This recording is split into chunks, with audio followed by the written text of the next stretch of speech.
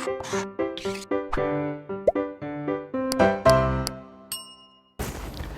Students, welcome back to Blueprint Digital. मैं अपनी next video के साथ आई हूँ एनिमल हस्बेंड्री की। इसके अंदर हम पढ़ेंगे एनिमल्स के बारे में डिफरेंट, जिसके अंदर हमारे सिलेबस में जो कवर्ड हैं वो हैं एक तो कैटल्स, उसके बाद है फिश, उसके बाद है पोल्ट्री एनिमल्स एंड लास्ट में है हनी बीज। तो इनके बारे में हम पढ़ेंगे। ये 4 बेसिकली कैटेगरीज हैं जिनके बारे में हम एनिमल हस्बेंड्री में पढ़ेंगे। बेसिकली एनिमल हस्बेंड्री है क्या?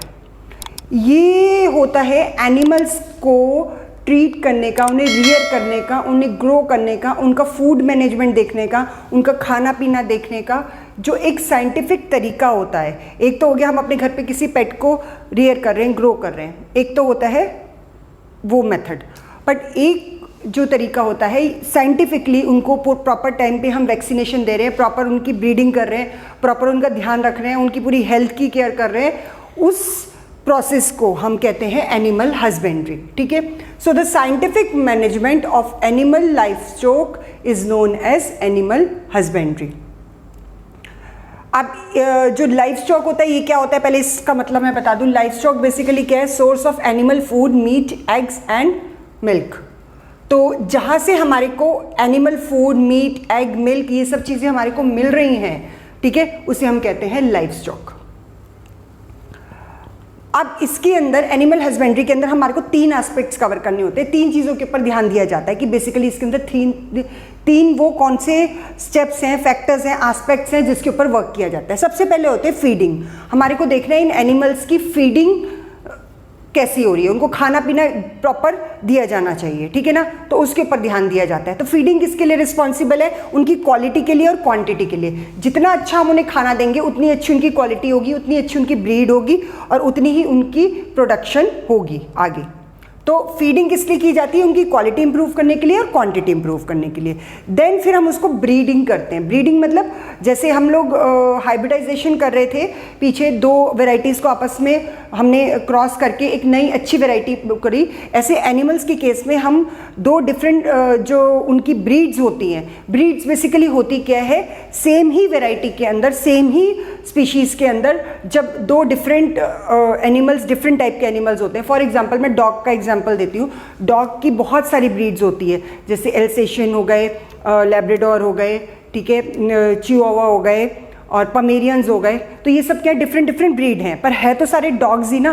तो इन्हें हम कहते हैं ब्रीड, यानी कि स्पीशीज सेम है पर उनकी ब्रीड अलग है। अब एक सेम स्पीशीज़ के अंदर चाहे वो काउस की हो तो उसके अंदर भी डिफरेंट उनकी ब्रीड्स होती हैं। बफलोज की हो उनकी डिफरेंट ब्रीड होती है। फिश है, तो इस तरीके से अलग अलग इनकी ब्रीडिंग को 2 तरीके की ब्रीड्स को आपस में जब हम क्रॉस ओवर करा देते हैं उसे हम कहते हैं ब्रीडिंग।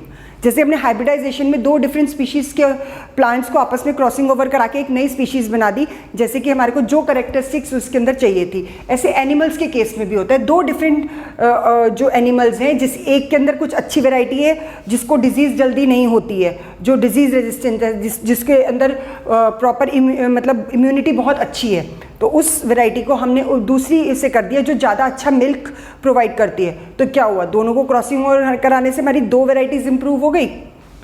सो वैरायटी और क्वांटिटी को इंप्रूव करने के लिए हम ब्रीडिंग कराते हैं। Then disease control. Disease control के ऊपर हमारे को क्यों ध्यान देना चाहिए? ताकि उनकी एफिशिएंसी बढ़े। अगर कोई ऑर्गेनिज्म डिजीज़, किसी एनिमल को डिजीज़ हो गई है तो वो कैसे हमारे को प्रॉपर अच्छा मिल्क दे सकता है या एग ले कर सकते हैं या हमारे उनसे कोई से भी हम प्रोड्यूस उसकी यूज़ कर सकते हैं। तो उनकी एफिशिएंसी को इंक्रीज़ करने के लिए जो भी हमारे को उनसे प्रोडक्ट मिल रहा है, हमारे को उनकी डिजीज़ को कंट्रोल में रखना होगा। तो ये 3 एस्पेक्ट्स हैं जिसके अंदर हम एनिमल हस्बेंड्री के अंदर काम करते हैं। कौन कौन से हो गए? फीडिंग, उनके फूड का ध्यान रखना ताकि उनकी क्वालिटी और क्वांटिटी इंप्रूव हो।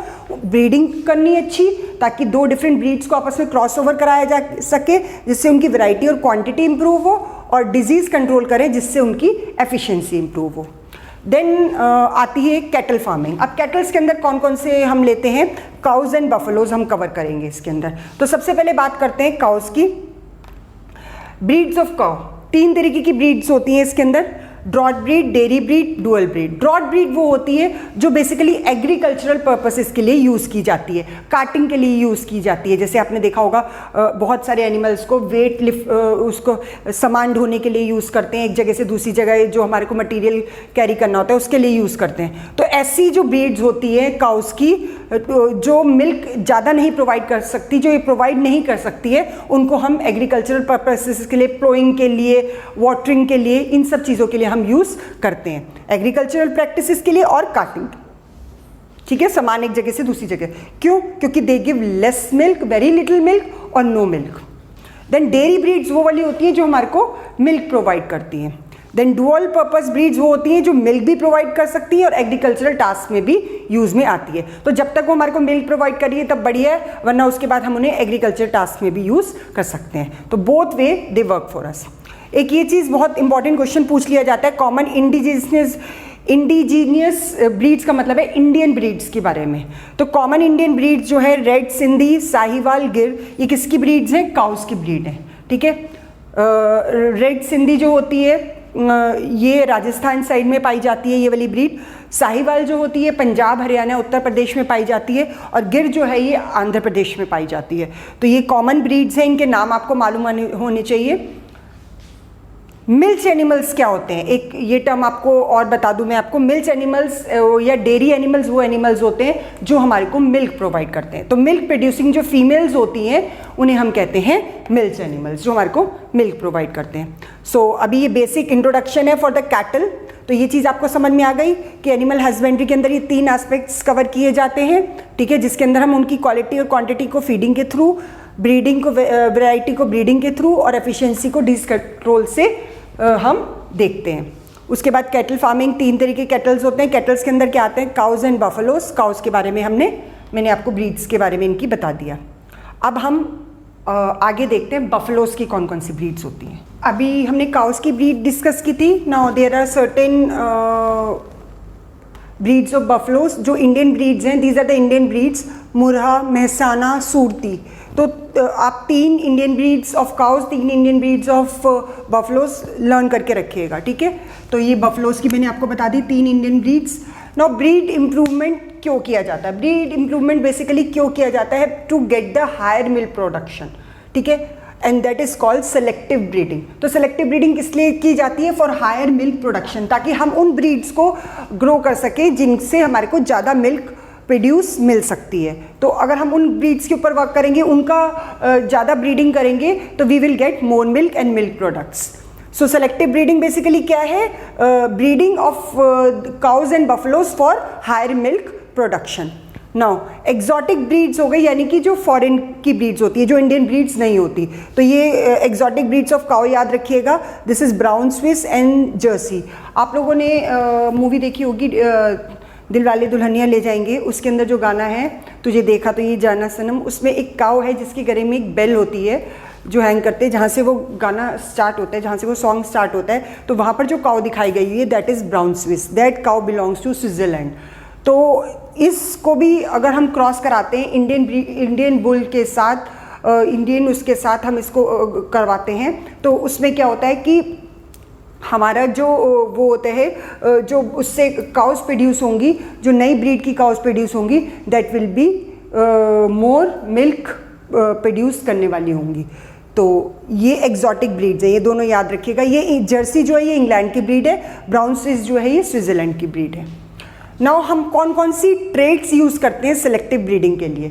सेलेक्टिव ब्रीडिंग के लिए हमारे को क्या क्या मतलब चीज़ें होती है कि हम कौन कौन से, जैसे हम क्रॉप्स के लिए सेलेक्ट करते हैं कि डिजीज़ रेजिस्टेंट होनी चाहिए, और उसका जो होता है कि जो ब्रीडिंग टाइम, जो उसका ग्रोइंग टाइम है, हार्वेस्टिंग टाइम है, वो कम होना चाहिए, सोइंग और हार्वेस्टिंग टाइम कम होना चाहिए। बहुत सारे फैक्टर्स हमने क्रॉप्स के बारे में पढ़े। ऐसे ब्रीड करने के लिए जब हम ट्रेड्स यूज़ करते हैं, कौन कौन से ट्रेड्स चूज़ करते हैं, उसमें भी हमारे को बहुत सारी चीज़ें देखनी पड़ती है। जैसे टॉलरेंस टू क्लाइमेट, कौन सी काऊ या बफलो जो है, जो कैटल है, वो क्लाइमेट के लिए टॉलरेट कर सकती है।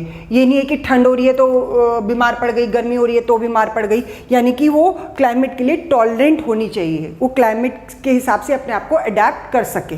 दूसरा होता है लैक्टेशन पीरियड। लैक्टेशन पीरियड हो गया मतलब जो ज़्यादा टाइम तक मिल्क प्रोवाइड कर सकती है, उसे हम कहते हैं लैक्टेशन पीरियड।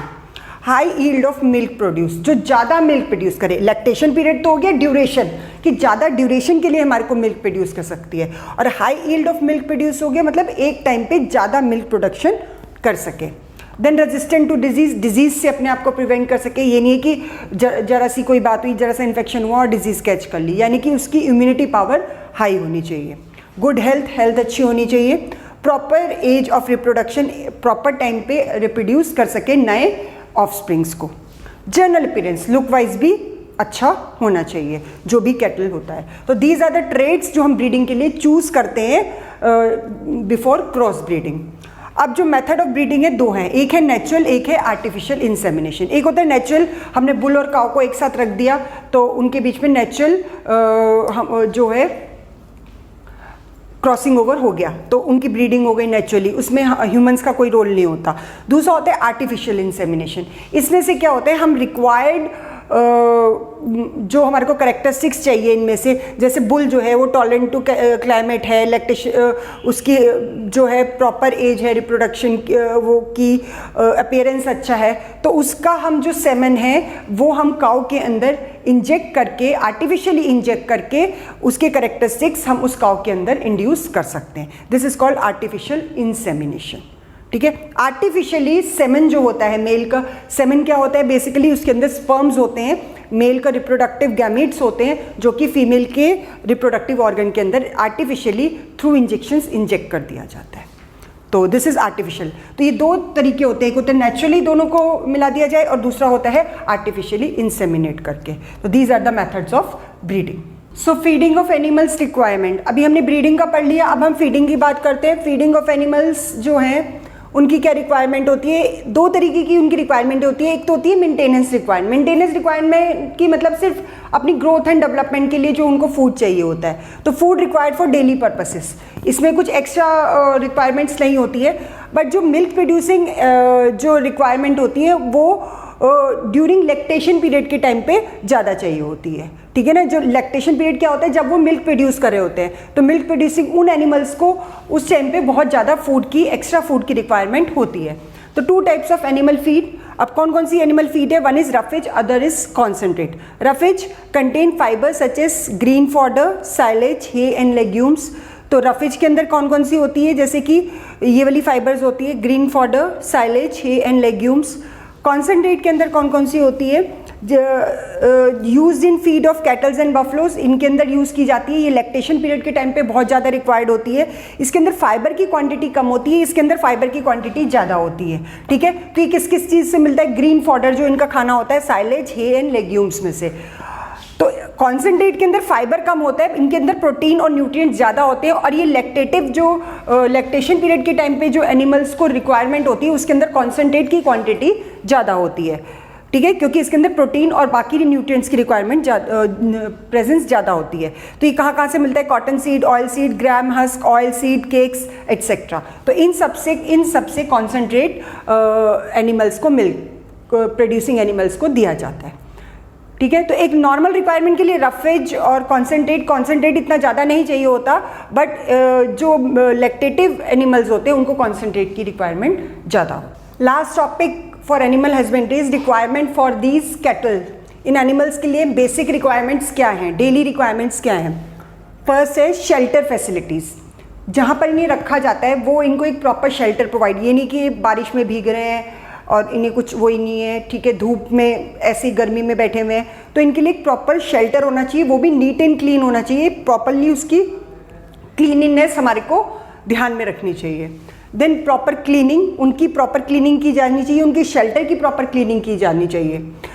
बेदिंग वगैरह, रेगुलर ब्रशिंग, उनके बॉडी की ब्रशिंग की जानी चाहिए ताकि जो उनकी बॉडी के ऊपर डर्ट, हेयर रिमूव जो है एक्स्ट्रा वो रिमूव हो सके। वेंटिलेटेड रूफ शेड्स, उनके जो रूफ शेड्स हैं वो वेंटिलेटेड होने चाहिए।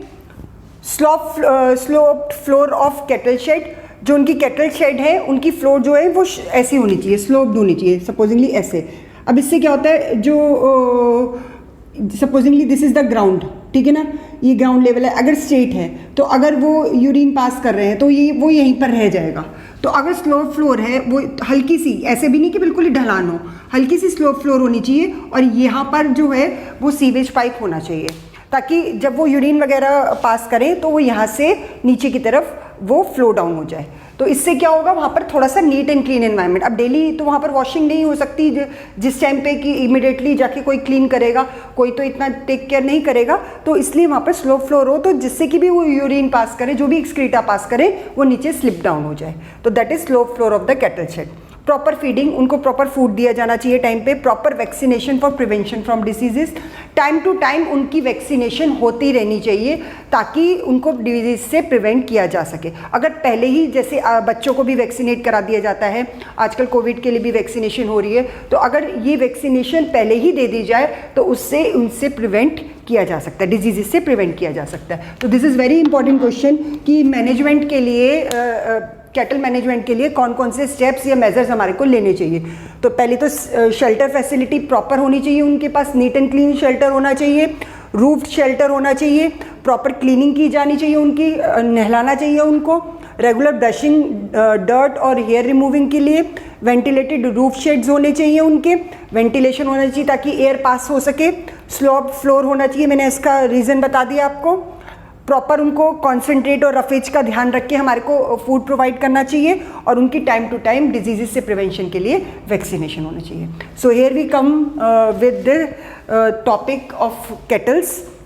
नेक्स्ट वीडियो के अंदर I will cover about poultry animals and fish and then honeybee. So my name is Shalini Jain. So if you like this video please अभी के अभी immediately इसको like करें, अपने friends के साथ share करें and do like subscribe this channel अगर अभी तक आपने subscribe नहीं करा है।